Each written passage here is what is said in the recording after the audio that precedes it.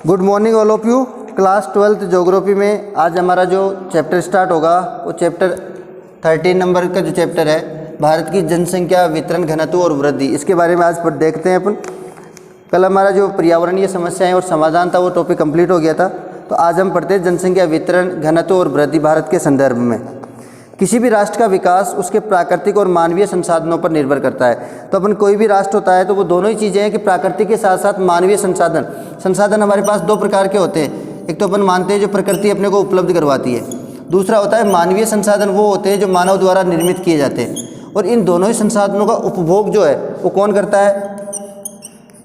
प्रकृति द्वारा उपलब्ध संसाधनों का और मानव द्वारा उपलब्ध संसाधनों का उपभोग जो है वो करता है मानव अपनी आवश्यकताओं को पूरा करने के लिए प्राकृतिक और मानवीय दोनों ही संसाधनों का यूज करता है।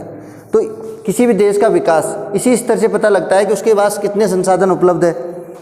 देश की प्रगति प्राकृतिक और मानवीय संसाधनों के उचित अनुपात पर निर्भर करती है। उचित अनुपात का अर्थ है कि जितने अपने पास व्यक्ति है, मानव समुदाय है, जितनी जनसंख्या अपने पास है उस जनसंख्या के अकॉर्डिंग हमारे पास संसाधन है कि नहीं है। तो उस चीज़ को ध्यान में रखते तभी अपने को, हमारे पास सब जनसंख्या तो हो गई 5000 किसी क्षेत्र में और संसाधन है केवल 500 व्यक्तियों के, तो यहाँ पर जो 4500 व्यक्ति है वो तो विदाउट यानी बिना संसाधनों के होंगे, उनके पास कोई सुविधाएं नहीं होगी। तो फिर ऐसी कंडीशन में क्या होगा, उनका जो जीवन है वो जीवन क्या होता है, गरीबी स्तर से नीचे चला जाता है। क्योंकि अब यहाँ पर बात करें कि 5000 व्यक्ति है और संसाधन है 4000, तो इससे लगता है कि कम से कम मैक्सिमम व्यक्तियों के पास संसाधन उपलब्ध है।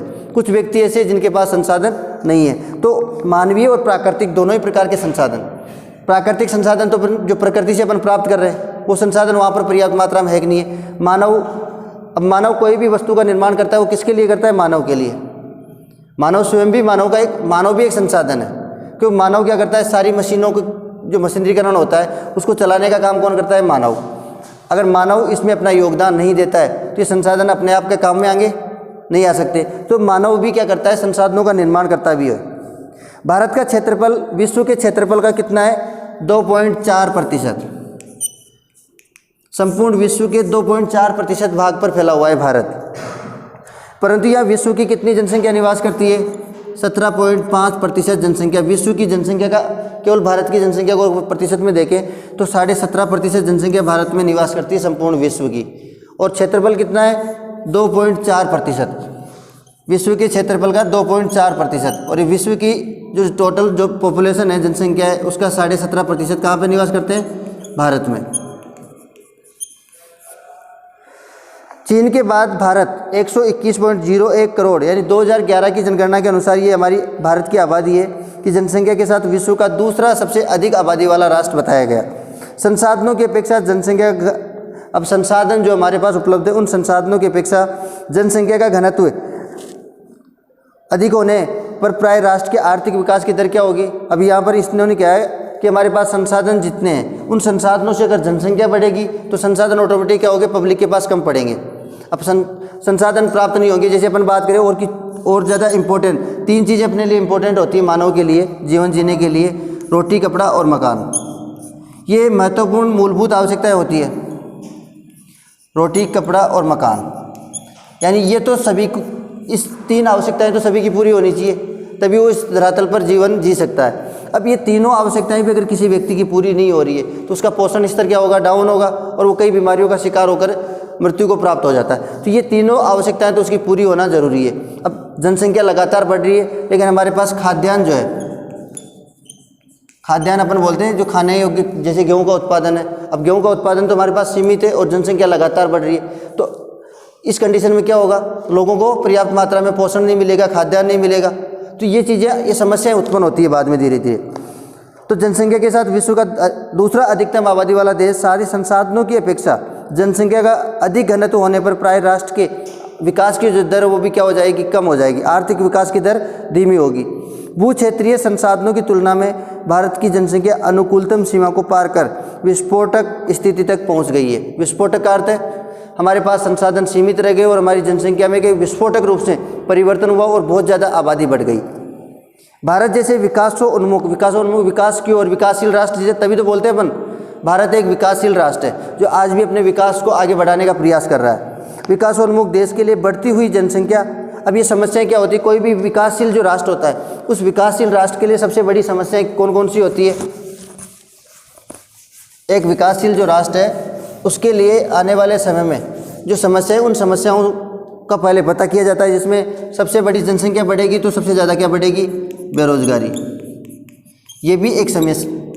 अब बेरोजगारी के साथ साथ क्या होगा? गरीबी, क्योंकि संसाधन हमारे पास सीमित है। बेरोजगारी, लोगों की जनसंख्या जैसे ही वृद्धि होती है तो बेरोजगारों की संख्या बढ़ गई। अब बेरोजगारी बढ़ी तो इसका भी प्रतिशत बढ़ेगा। भाई लोगों के पास रोजगार ही नहीं होगा तो क्या होगा? गरीबी में अपना जीवन यापन करते हैं वो। बेरोजगारी, भूखमरी, निरंतर निम्न जीवन स्तर, इसका आंकड़ा भी अपने आप बढ़ जाता है। तो जैसे देशव्यापी का संपूर्ण देश में फैली हुई ऐसी समस्याओं के लिए ये कारक उत्तरदायी होते हैं। और इन सभी समस्याओं का जन्म किससे होता है? जनसंख्या वृद्धि। ये जनसंख्या जो वृद्धि है इसमें कौन सी स्थिति? विस्फोटक स्थिति। अब विस्फोटक स्थिति किसको बोलते हैं अपन? अचानक से जनसंख्या में, पिछले जब अपना देश आज़ाद हुआ 1947 में, तब हमारी जो जनसंख्या वृद्धि दर थी वो सीमित थी। लेकिन जैसे ही 1951 से अपन बात करें 2000 तक, यानी इन 50 वर्षों में, तो इन 50 वर्षों में जनसंख्या में 2 गुना 3 गुना से भी ज़्यादा अंतर आया है। तो ये जो अंतर है ये अचानक से अगर ज़्यादा बढ़ जाता है तो ये विस्फोटक स्थिति मानी जाती है। इस अध्याय में हम भारत की जनसंख्या के वितरण, घनत्व और वृद्धि के बारे में अध्ययन करेंगे, जिसमें सबसे पहले अपन देखते हैं जनसंख्या का वितरण। भारत में जनसंख्या का वितरण कैसे है? ये अपने को 2 आंकड़े याद रखने, नोट कर लेना दोनों चीज़।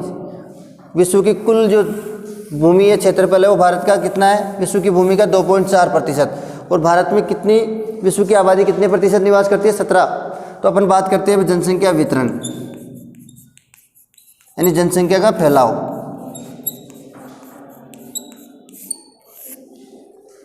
भारत की जनसंख्या की एक प्रमुख विशेषता उसका असमान वितरण। अब ये जनसंख्या वितरण हमारा कैसा है? भारत का असमान है। असमान कैसे? प्रत्येक राज्य में क्या जितनी पॉपुलेशन जैसे इस राज्य में उतनी पॉपुलेशन दूसरे राज्य में मिलेगी? जनसंख्या सब में अलग अलग है, तो वहाँ का वितरण भी क्या होगा? अलग अलग होगा। क्षेत्रफल भी इनका अलग अलग है, किसी राज्य का ज़्यादा है, किसी का कम है। क्षेत्रफल की दृष्टि से देखें तो भारत का सबसे बड़ा राज्य राजस्थान, और जनसंख्या की दृष्टि से देखें तो सबसे बड़ा राज्य यूपी। तो ये अंतर क्या है? ये असमान वितरण यहाँ पर देखने को मिलता है। देश के उत्तर प्रदेश, महाराष्ट्र, बिहार, पश्चिम बंगाल और आंध्र प्रदेश, इन 5 को अंडरलाइन कर लेना। 5 ऐसे राज्य, उत्तर प्रदेश, महाराष्ट्र, बिहार, पश्चिम बंगाल और आंध्र प्रदेश, ये 5 राज्यों में देश के 30% क्षेत्र की, देश के 30% क्षेत्र की, राष्ट्र की 50% जनसंख्या निवास करती है। राष्ट्र का मतलब भारत की, इन जो भारत की टोटल आबादी है 121 करोड़, इस 121 करोड़ का 50% जनसंख्या कहाँ पे निवास करती है? केवल 5 राज्यों में। और बाकी के कितने राज्य रह गए? 28 में से 5 तो 23 राज्य प्लस 9 केंद्र शासित प्रदेशों की बात करें तो ये 23 राज्यों और 9 केंद्र शासित, इन 5 में 50% और इन 5 इस बाकी के में 50%। ये जनसंख्या का वितरण है। तो इसी कारण इसको बोलते हैं कि जनसंख्या का वितरण हमारे क्या है? असमान है। वही उत्तरी और उत्तरी पूर्वी 10 पर्वतीय राज्यों में अगर बात की जाए, 10 पर्वतीय जो राज्य है, अब पर्वतीय राज्य 10 कौन से हैं? पर्वतीय राज्यों के नाम अपन लिखते हैं तो जम्मू कश्मीर, उत्तरी और उत्तरी पूर्वी। जम्मू कश्मीर से आगे बढ़ते हैं तो इधर कौन सा आ गया? हिमाचल, उत्तराखंड, सिक्किम। सिक्किम के बाद में आगे बढ़ते अपन तो कौन सा आ गया? पश्चिम बंगाल में भी कुछ क्षेत्र जो ऐसे हैं जो पर्वतीय क्षेत्र है। पश्चिम बंगाल के बाद में अगर बात की जाए, लेकिन पश्चिम बंगाल में मैक्सिमम जो क्षेत्र है वो कैसा है? मैदानी है। तो इसको पर्वतीय राज्यों में अपन काउंट नहीं करते, क्योंकि इसमें यहाँ पे क्या है? गंगा का विशाल मैदान स्थित होने के कारण केवल कुछ पार्टों में ही आती है।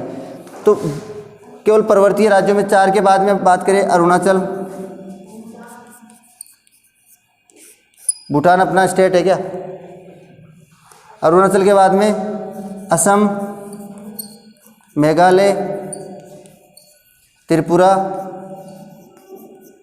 नागालैंड, 7 तो उधर ही है। असम ऊपर से देखिए, अरुणाचल, उसके बाद नागालैंड, मणिपुर, मिजोरम और 3 ये वाले आ जाते हैं। तो उधर टोटल जो है 11 पर्वतीय राज्य है। लेकिन अपन 10 की बात इसलिए कर रहे हैं कि नीचे वाला जो त्रिपुरा वाला जो क्षेत्र है वो पर्वतीय क्षेत्र, हिमालय के पास में आता है। तो 11 महत्वपूर्ण ऐसे राज्य हैं हमारे पास जो पर्वतीय क्षेत्र में, जिसमें कितनी प्रतिशत जनसंख्या निवास करती है, विश्व की नहीं केवल भारत की। तो भारत की 16% आबादी इन 10 राज्यों में या 11 राज्यों में निवास करती है। 16% क्षेत्र पर 4% आबादी, ये 16% क्षेत्र जो है भारत का, और इस पर आबादी कितनी है, 4% जनसंख्या। 10 राज्य ये हो गए, 10 ही मान के चलो, 10 ही हो गए। 5 अभी इससे पहले अपन बात कर रहे थे जिसमें कितनी प्रतिशत, 50% आबादी, और बाकी के जो राज्य बचते हैं उनके अंदर बाकी की जनसंख्या निवास करती है। तो ये जनसंख्या का असमान वितरण इसी को बोलते हैं कि प्रत्येक राज्य में क्या होता है, वहाँ की परिस्थितियों के अकॉर्डिंग वहाँ पर जनसंख्या निवास करती है। पर्वतीय क्षेत्र है, जनसंख्या कम मिलेगी। राजस्थान के पूर्वी भाग में आते तो जनसंख्या ज़्यादा मिलती है। पश्चिमी भाग में जाते मरुस्थल होने के कारण वहाँ पर भी जनसंख्या कम मिलती है। तो ये असमान वितरण है सभी क्षेत्रों में। किसी भी देश में जनसंख्या का वितरण वहाँ के भौगोलिक कारकों पर निर्भर करता है। भौगोलिक कारक, जलवायु के, धरातल, ये सारे के सारे जो भौगोलिक कारक है, एक भूमि को प्रभावित करने वाले उच्चावच जिनको अपन बोलते हैं। अब उच्चावच में अपन देखते हैं कौन कौन सी चीज़ें आती है। पर्वत आते हैं, पठार आते हैं, मैदान आते हैं, पर्वत, पठार, मैदान। अब इन क्षेत्रों की अगर बात की जाए तो सर्वाधिक जनसंख्या कौन से क्षेत्र में निवास करती है, मैदानों में। फिर उससे कम जनसंख्या यहाँ पर खनिजों की उपलब्धता होने के कारण यहाँ पर भी जनसंख्या ज़्यादा देखने को मिलती है, क्योंकि लोगों रोजगार की प्राप्ति हो जाती है। फिर अपन इससे बात करें तो सबसे ज़्यादा यहाँ पर मिलेगी, फिर उससे कम यहाँ पर, फिर सबसे कम पर्वतीय क्षेत्रों में, और उससे कम की अगर बात करें तो फिर मरुस्थल, डेजर्ट एरिया। तो यहाँ पर नाम मात्र की जनसंख्या निवास करती है। ये 2 एग्जाम्पल अपन ऐसे नहीं समझ में आए तो ऐसे समझ सकते हो। राजस्थान के जैसलमेर का जनसंख्या घनत्व कितना है, 17 व्यक्ति प्रति वर्ग किलोमीटर। 1 वर्ग किलोमीटर एरिया में 17 व्यक्ति निवास करते हैं। इसके ठीक विपरीत अगर बात करें अरुणाचल प्रदेश में, तो वहाँ पर भी कितना है, 17 व्यक्ति प्रति वर्ग किलोमीटर। अरुणाचल प्रदेश पूरा पर्वतीय क्षेत्र है, पहाड़ी इलाका है, तो यहाँ पर भी 17 व्यक्ति निवास करते हैं और यहाँ पर भी 17 व्यक्ति निवास करते हैं। अब मैदानी क्षेत्र की बात करें, दिल्ली मैदानी क्षेत्र है। दिल्ली में प्रति वर्ग किलोमीटर में लगभग कितना, 11,000 व्यक्ति प्रति वर्ग किलोमीटर में निवास करते हैं। जयपुर की बात करें 595 व्यक्ति प्रति वर्ग किलोमीटर निवास करते हैं। तो हर क्षेत्र की बात करते हैं, हर क्षेत्र में क्या मिलता है अपने को, अलग अलग आंकड़े प्राप्त होते हैं, और इसी को अपन क्या बोलते हैं, असमान वितरण। इसी कारण से भारत के बारे में कहा जाता है भारत की जनसंख्या का जो वितरण है वो कैसा है, असमान है। हर क्षेत्र में आप जाओगे, एक डिस्ट्रिक्ट के भी अलग अलग तहसीलों में भी आप जाओगे तो हर क्षेत्र में क्या मिलेगी, अलग अलग जनसंख्या मिलेगी। सभी में एक जैसे नहीं, ये नहीं कि जयपुर है और जयपुर में जो तहसीलें हैं उन सभी तहसीलों में 5-5 हज़ार व्यक्ति निवास करते हैं। कहीं मिलता है ऐसा, नहीं मिलता है। हर तहसील के अंदर, हर क्षेत्र के अंदर ये वितरण असमान मिलता है। तो ये किसके कारण होता है, वहाँ की भौगोलिक बनावट के कारण, संसाधनों की उपलब्धता के कारण, रोजगार के कारण। तो जहाँ पर रोजगार होता है वहाँ पर जनसंख्या ज़्यादा निवास करती है। जहाँ पर पठारी भूभाग होता है, पठार, अभी पठारी भूभाग कौन सा है अपने, जैसे दक्षिण का प्रायद्वीपीय पठार, या अपन राजस्थान की बात करें, राजस्थान में हाडोती का पठार। तो ये ऐसे क्षेत्र है जहाँ पर क्या है, खनिज प्रचुर मात्रा में, यानी ज़्यादा मात्रा में देखने को मिलते हैं। अब खनिज होंगे तो उनको निकालने के लिए वहाँ पर औद्योगिक संस्थान भी होंगे, तो औद्योगिक क्षेत्रों में लोगों को रोजगार आसानी से मिल जाता है, तो इसलिए वहाँ पर जनसंख्या ज़्यादा देखने को मिलती है। तो सामान्य रूप से मानवीय संसाधनों को जीविका चलाने के लिए किसकी आवश्यकता होती है, रोजगार के साधनों की आवश्यकता होती है। और यही कारण है कि समतल मैदानी जो क्षेत्र है वो कैसे बसे होते हैं, सघन, ज़्यादा मात्रा में, जो अन्य पठारी और पहाड़ी क्षेत्रों की तुलना में अधिक जनसंख्या को क्या करते हैं, अपनी ओर आकर्षित करते हैं। वितरण की दृष्टि से मैदानी क्षेत्र क्या होता है, पहले नंबर पर।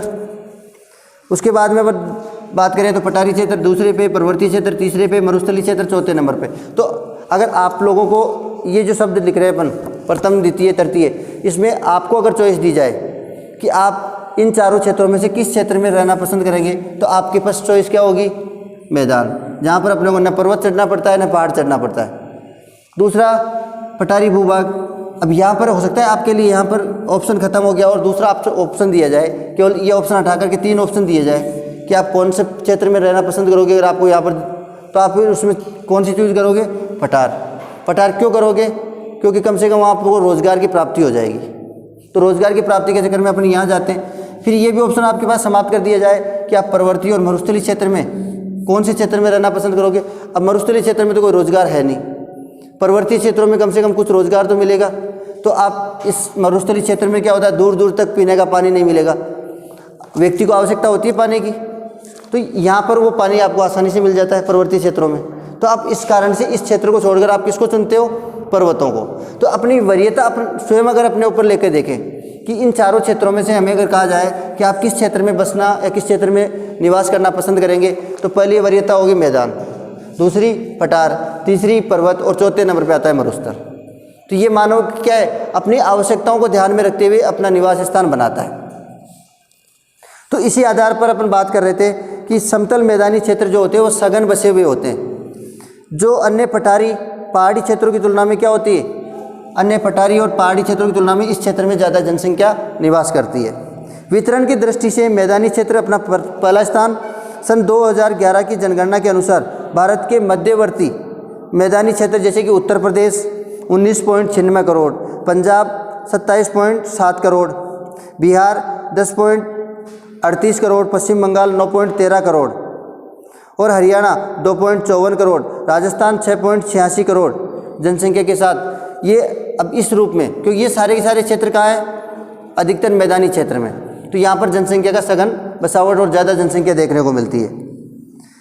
देश की 42.7% जनसंख्या इसी क्षेत्र में निवास करती है, इन्हीं जिलों में, इन्हीं राज्यों में निवास करती है।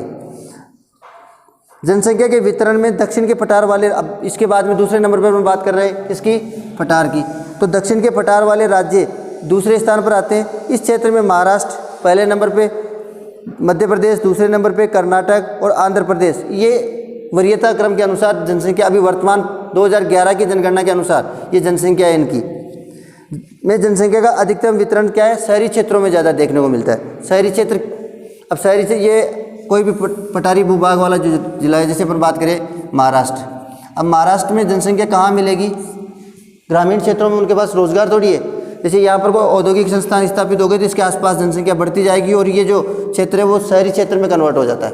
तो इस कारण से यहाँ पर जो पठारी जो क्षेत्र वाले राज्य है, उन राज्यों में जनसंख्या शहरों में ज़्यादा निवास करती है, जहाँ पर उनको रोजगार आसानी से मिल जाता है।